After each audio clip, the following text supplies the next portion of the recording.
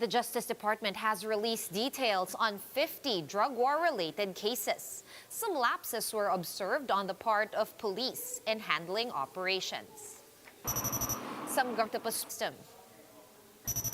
And with cases on a steady downtrend, President Duterte sees a brighter Christmas for this year. Daily COVID cases came in below.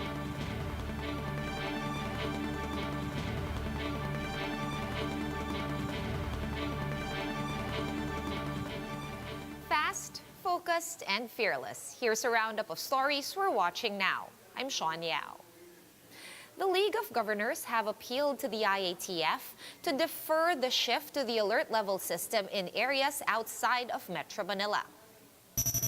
League President and Marinduque Governor Presbitero Velasco Jr. said this is so they can have ample time to prepare for the shift.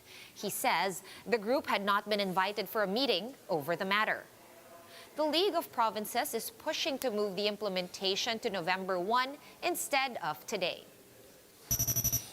Nalaman ko lang kanina umaga yung news eh. Ang recommendation namin, baka give us more time, ibang system ito. Baka November 1 na at para makapaghanda lahat, ma-disseminate namin sa mga barangay officials and municipal government officials. However, the Interior Department is insisting otherwise, saying that LGUs were consulted before the announcement. In an interview with us here on One News, DILG Undersecretary Epimaco Densing said the implementation was not abrupt.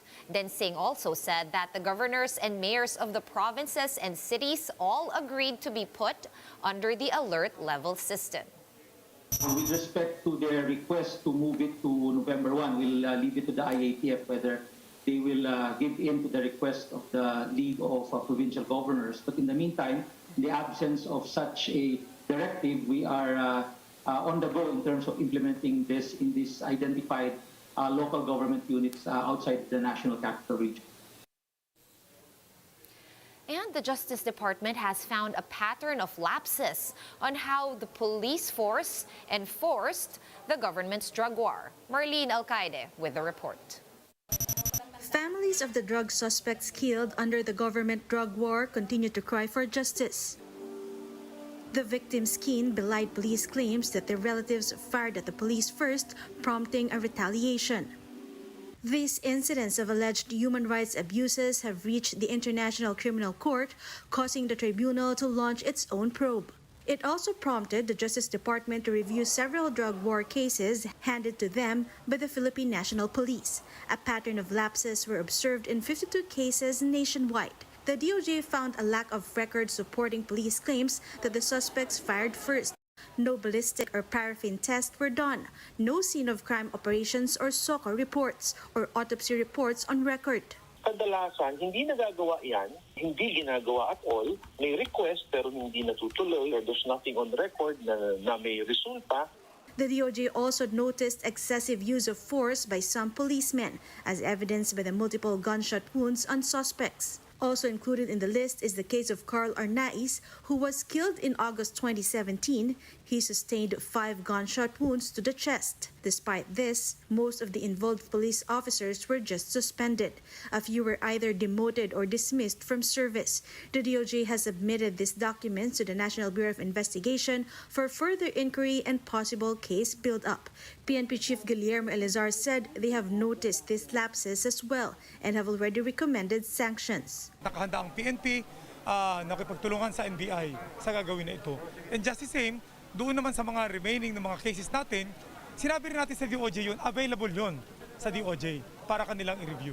For the National Union of People's Lawyers, this proves abuse in authority. For its part, the Commission on Human Rights hopes the developments will bring some relief to the victims' families. For News 5, Marlene Alcaide, we are One News.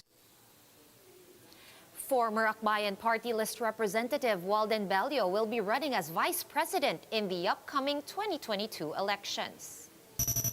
Bello lodged his candidacy via substitution, replacing Partido Lakas ng Masas Raquel Castillo. He will run alongside presidential aspirant Leody de Guzman. And the government and OCTA research are both optimistic about a merrier Christmas this year.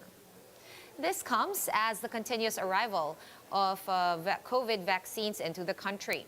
Maricel Halili with the story.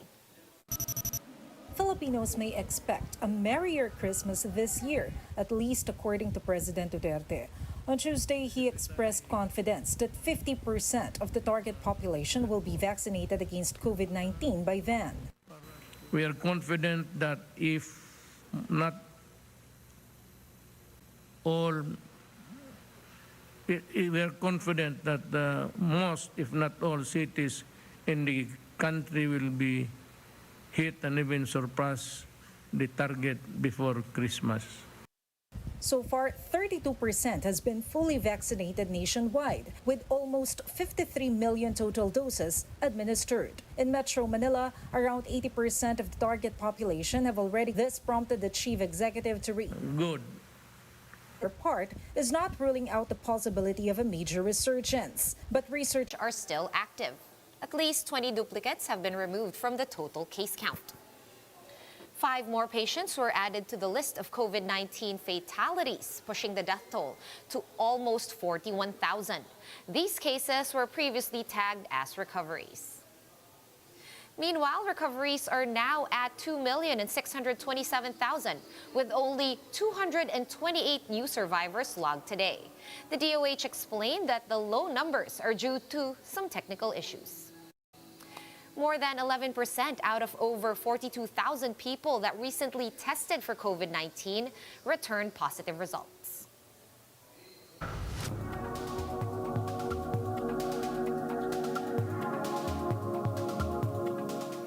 Urban villagers in China's Silicon Valley have gone from rags to riches as they quietly amassed fortunes of more than $30 billion. Bloomberg Quick Takes Alan Wan explains how this happened.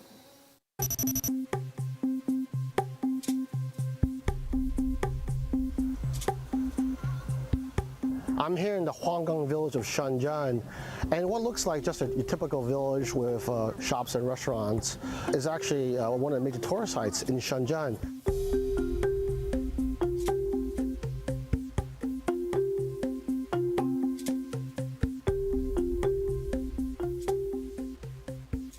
They own a lot of office buildings and malls in this area, and they help make Shenzhen one of the richest cities, not just in China, probably in the world. 40-odd years ago, this was just a fishing village. And what happened was the village chief turned it into a corporation by getting all the villagers in this area to pool their resources. They either rented out the land to migrant workers back in the 1990s, and which fueled the manufacturing boom in Shenzhen.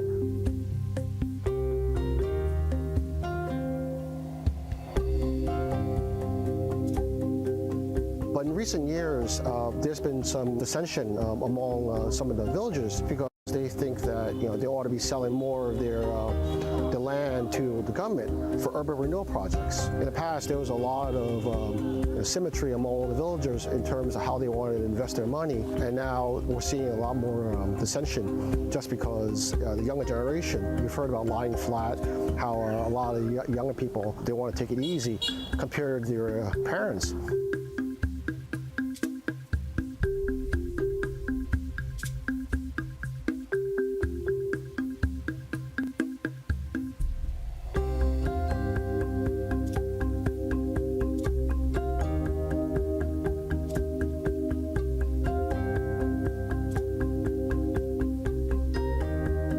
Play.com and stream One News Live anytime, anywhere. Masks on, wash hands, and stay safe, Philippines. I am Sean Yao. We are one.